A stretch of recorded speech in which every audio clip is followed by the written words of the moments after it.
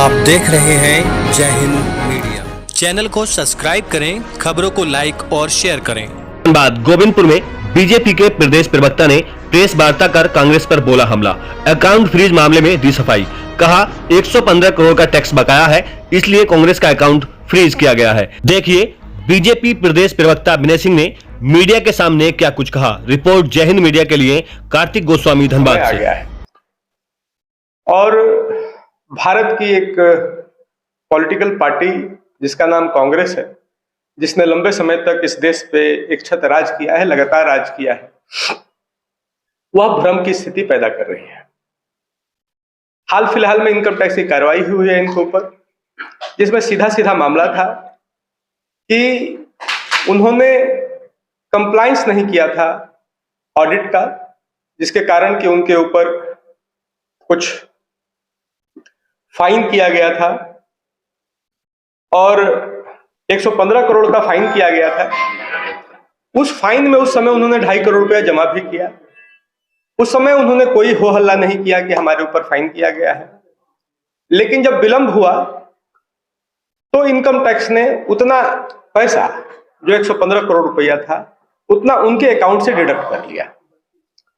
यह बात झूठ राहुल गांधी और उनकी पार्टी की तरफ से फैलाई जा रही है कि उनका अकाउंट कांग्रेस पार्टी का फ्रीज कर दिया गया है और कांग्रेस पार्टी के पास चुनाव लड़ने के लिए पैसा नहीं है। इनकम टैक्स डिपार्टमेंट का प्रेस रिलीज आया है इस मैटर में। मुझे लगता है कि उन्होंने भी स्थिति स्पष्ट की है। एक स्थिति यह है कि कांग्रेस पार्टी के पास 1000 करोड़ का कॉर्पस फंड है, तो कांग्रेस पार्टी को कितना पैसा चाहिए चुनाव लड़ने के लिए? 1000 करोड़ रुपया उनके लिए कम पड़ रहा है। दूसरा, उनका कोई अकाउंट फ्रीज नहीं किया गया है, यह भी बयान आया है आधिकारिक रूप से इनकम टैक्स डिपार्टमेंट का।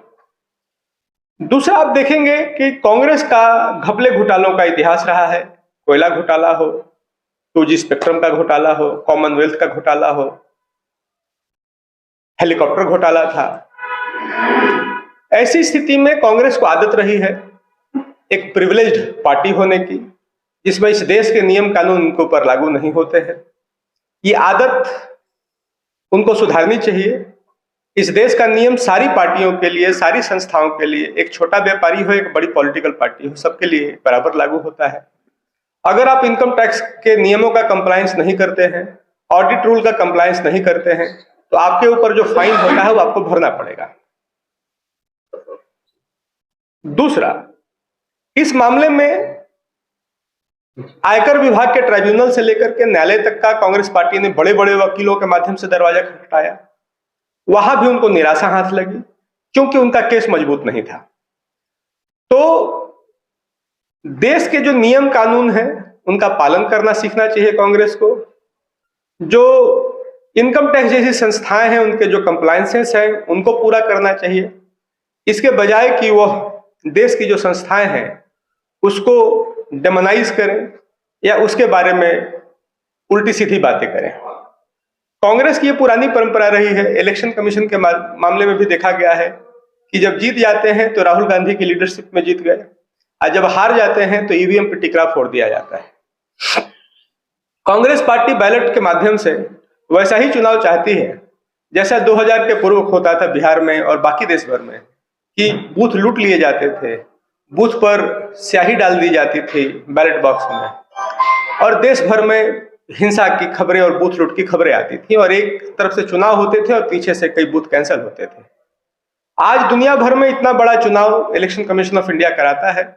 दुनिया में इस पर शोध हो रहे हैं कि यह दुनिया का सबसे बड़ा इवेंट है। बड़े बड़े चैनल्स जैसे डिस्कवरी चैनल है, इसके ऊपर डॉक्यूमेंट्रीज बना रही हैं।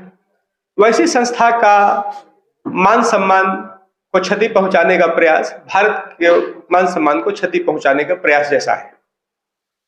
न्यायपालिका में भी वही मामला है। कोई मामला जजमेंट इनके फेवर में आ जाए तो सत्य की जीत हो जाती है, और कोई जजमेंट इनके अगेंस्ट में आ जाए तो कहते हैं कि सत्य का गला घोट दिया गया।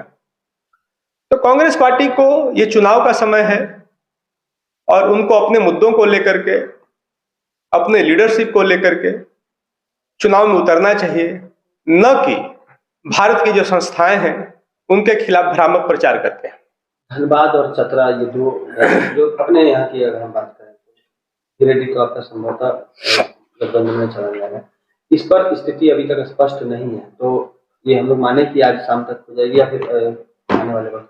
देश में भी बहुत सारे चुनाव ऐसे हैं, सीट ऐसे हैं जिस पर यहाँ की डिसीजन नहीं हुआ है, उसमें से यहाँ भी है, तो ये कोई बड़ी बात नहीं है। और धनबाद में देखेंगे तो 5वें चरण में चुनाव है, अभी तो 60 दिन से ज्यादा चुनाव का समय बचा हुआ है, तो कोई हड़बड़ी है नहीं। आज हो जाए तो और अच्छा है, नहीं तो अगर बाद में होता है तो और बढ़िया। पूर्णिमा नीरज सिंह के भाजपा में आने की बहुत जोर से यहाँ पर चर्चा है, तो कुछ कहाँ तक बातें हुई है, क्या वो संपर्क हुई है पार्टी से?